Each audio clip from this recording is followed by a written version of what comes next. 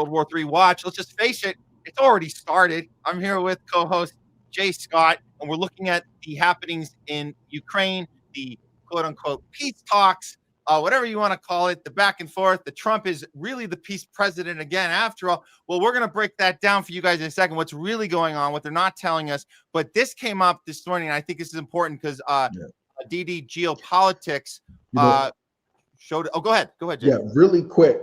Don't forget, everyone, during Barack Obama's first term, he didn't launch a new war. I don't think he did, right? Didn't he launch Libya in his second term, or was that his first term? No, it was in his first, because he had to actually switch out Hillary for John Kerry the second term, because even Hillary was a little bit more of a warmonger than he was. Yeah, he was like, Hillary, shouldn't we spread these out a little more? I got 8 years here. It's like, no, we want Gaddafi. We want Gaddafi. Right? Yeah. I mean, I don't know. I was going to say Trump was following the same pattern as Barack Obama, but good catch. I think Libya did happen in his first term. But yeah, man, I mean, Trump's new war. Well, there are two new wars, you could argue, because we hadn't actually bombed Iran before Trump took office, and now we've actually bombed them. And now it looks like Venezuela could be up next. God forbid. I really hope it isn't, because that's going to have major consequences for America, Venezuela, and the entire region if it does happen, but it's possible. Yeah. So. Well, we had this break recently here. DD Geopolitics broke this. Others did as well. I don't know who was the first two, but we do trust DD Geopolitics on this story that Ukraine's military losses has now been finally exposed. Like, we have the real number now. It's 1.7 million dead and missing. The way we know this is because Russian hackers have breached the Ukrainian General Staff's database, revealing these catastrophic losses from the armed forces in Ukraine. So here's a little quick breakdown. According to the Compromised Digital Registry, if it's correct, now the data in the registry could be compromised, but they had to compromise to get their access to the data. This is directly from that data that they're purporting these numbers. That if you add it up from 2022, again, this is where, remember the World War III, well, they didn't call World War III, but we said, or they were saying Putin's taking over the world. This was February of 2022. So that entire year, we're talking about 118,500 were killed or missing that first year. Second year, it dropped significantly for some reason. I need to look at why. That's a significant drop from, because the entire calendar year of 2023, and then we have it goes up again to almost 600,000 in 2024, and then 2025 it's up again, which is it's on the climb to 621,000 this year. And this year we're only in August.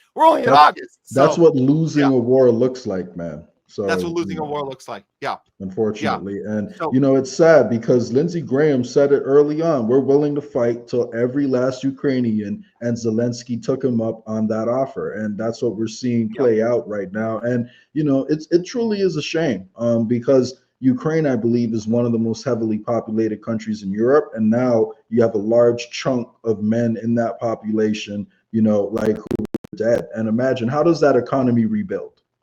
It doesn't. After losing that many people, how does it rebuild, and how will it look anything like what it looked before? Will they have to take in a bunch of, immigrants to, help bring the country back? Like, what happens after the war? Is there a plan after the war? Yeah.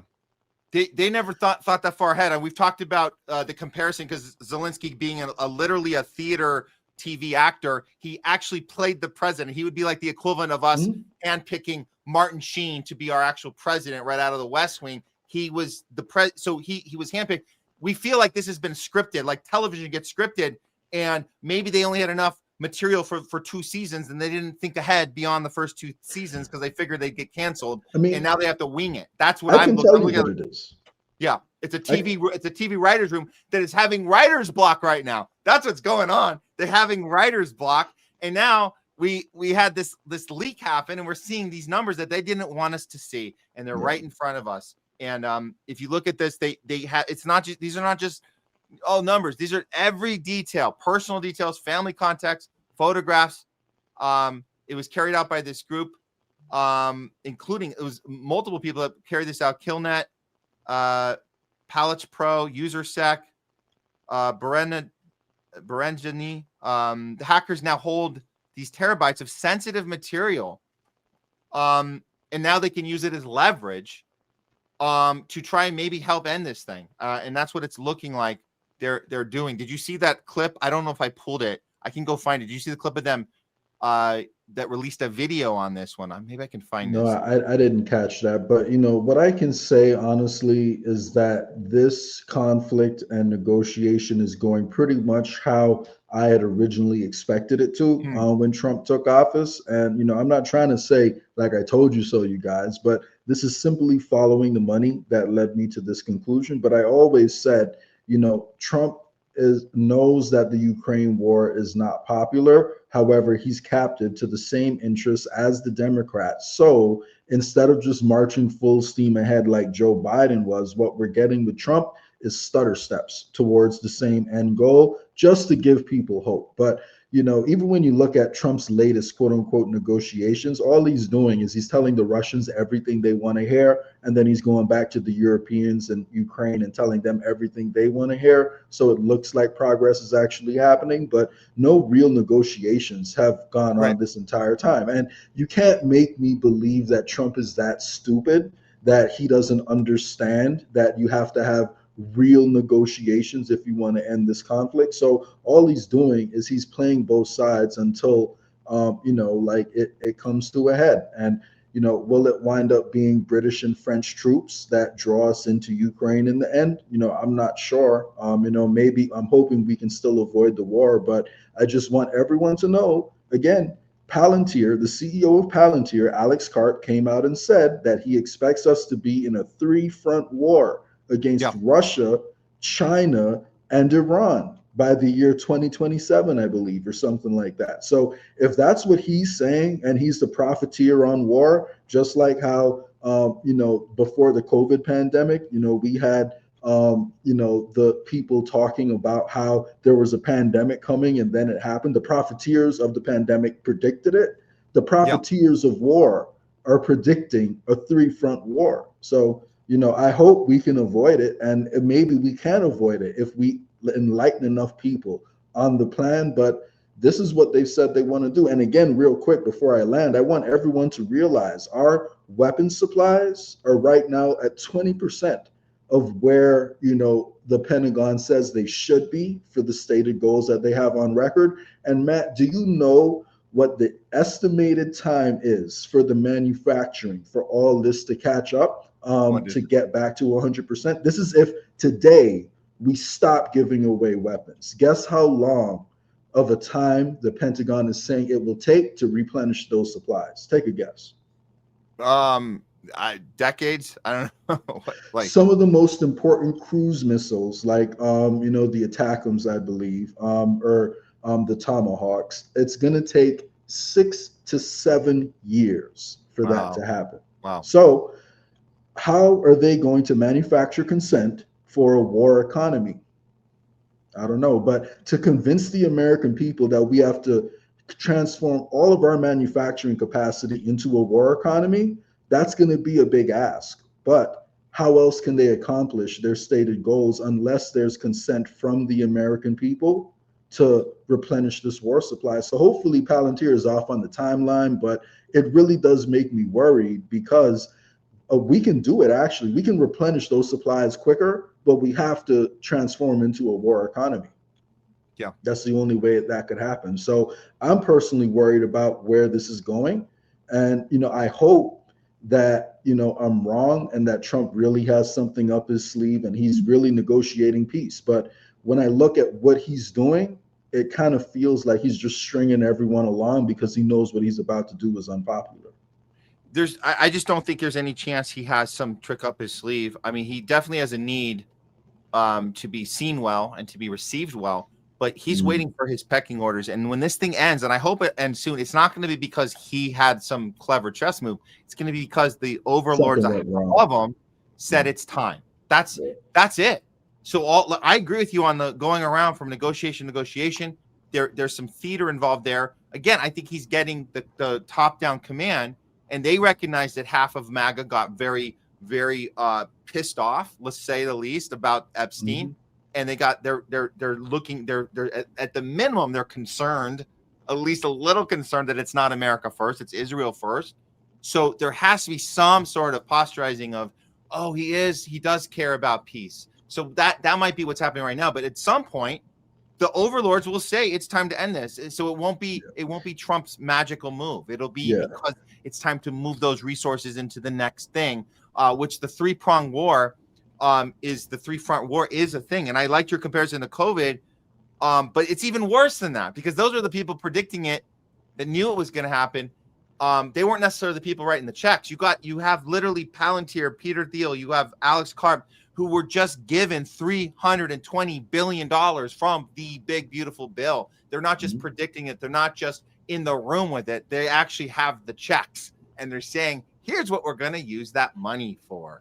And I don't know if we'll ever see that paper trail. But they're taking our money that we're paying to them through our tax dollars. They're using that money to enrich themselves and bribe our politicians, and they're keeping it going. And it's essentially just a private sector implementation of total information awareness, which was big government, like 101. So, again, just really quick, I hope all the conservatives out there realize you can accomplish the same goals that you're afraid of in a communist government under a capitalist one, a quote unquote capitalist one, if you deregulate enough and, if you allow the oligarchs to run wild. And that's what we're letting them do right now. Yeah. I wasn't able to find the video just yet, but this one came up, and I thought this was important that we need to look at from RBN.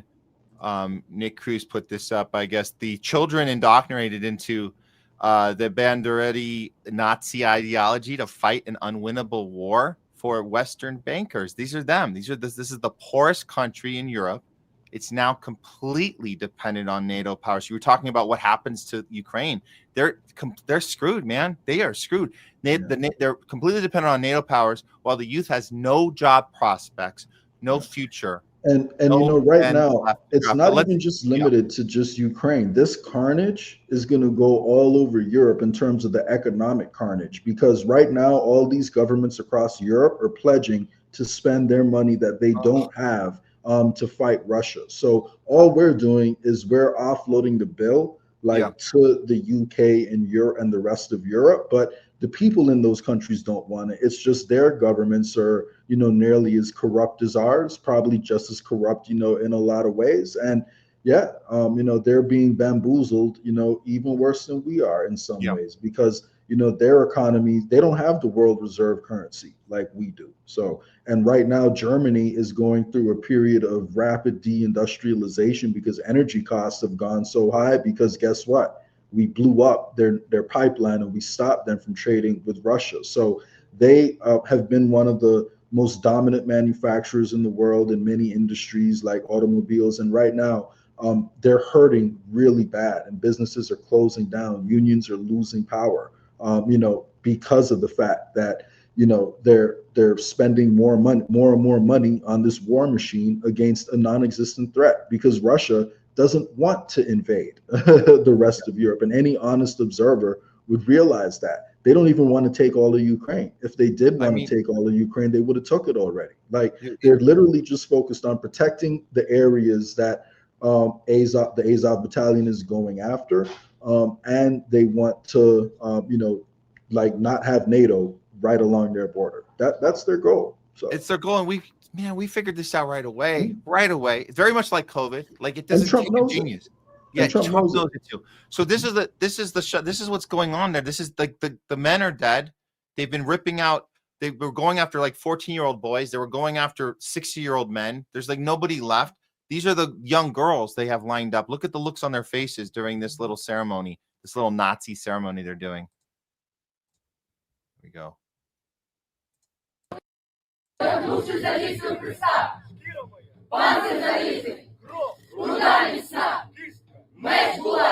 Швидше стріли пильніше сокола. Швидше стріли пильніше сокола. Броняними. Господь мені. Броняними. Господь мені. Броняними. Господь мені. Слава Україні. Героям слава. Oh my God.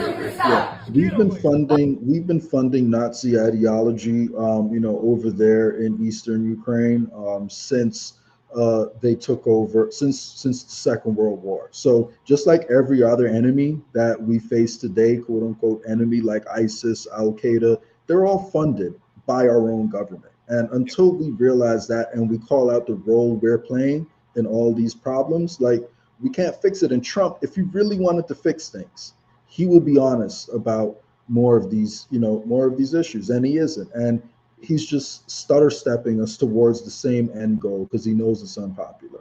Yeah, and he's doing things like this. I played this in the opening of the show, and I just think it's important to just hear this again.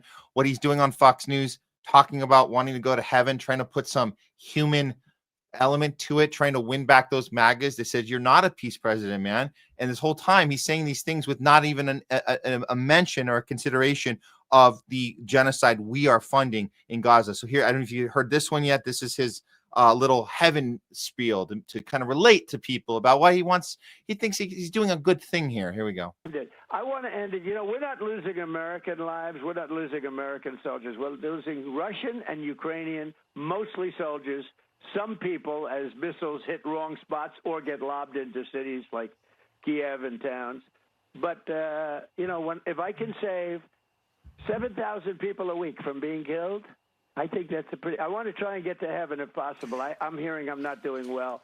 I hear I'm really at the bottom of the totem pole. But if I can get to heaven, this will be one of the reasons. Well, I think I saved a lot of lives with India, Pakistan. They were going at it. The planes were being shot down. That was going to be maybe a nuclear war if I let that go. And I did that through trade.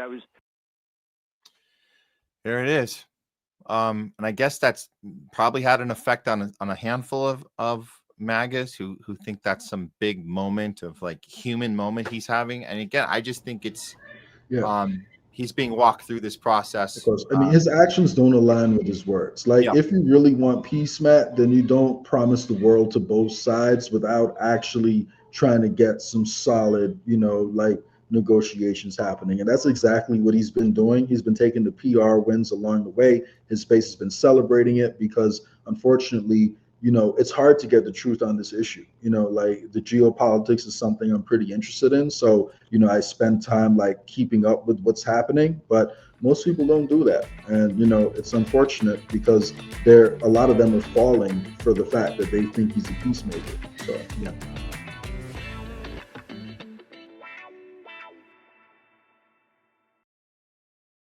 Okay, let me take a moment to introduce you to our good friends over at World Harvest Food Bank right here in LA. World Harvest has been serving families across Los Angeles for 18 years now, and they started with this simple idea. Everyone deserves access to healthy, affordable food no matter what they're going through. With their Cart with a Heart program, families can walk away with a full cart of groceries, fresh produce, dairy, meat, and pantry supplies for just a $50 contribution. That's for the entire cart. That same cart would cost over $300 at a typical grocery store. At World Harvest, everyone is welcome. They don't ask for income verification, ID, or any paperwork. No. Basically, their doors are open to anyone who's doing their best, but just needs a little extra push to get by. If you're an Angelino like me, the times have been tough here. First with all the union strikes, the LA fires, and now the ICE raids going on. It seems like we're living in a constant state of uncertainty. And that's why it's so important to support local charities like World Harvest, because they aren't just helping the community. They're an essential function in its very survival. World Harvest is located at Venice and Arlington. And right now, you can use our special discount code THL20 for 20% off your contribution amount at checkout. And if you're not in the LA area, you can still help out with a $50 donation, which will provide a full cart of food for a family by going to worldharvestfoodbank.org or scan the QR code for more info. Or you can just spread the word. Follow them online. Let people know they're here for them, because at the end of the day, it's about providing choice, access, and relief without barriers. World Harvest Food Bank. End hunger now.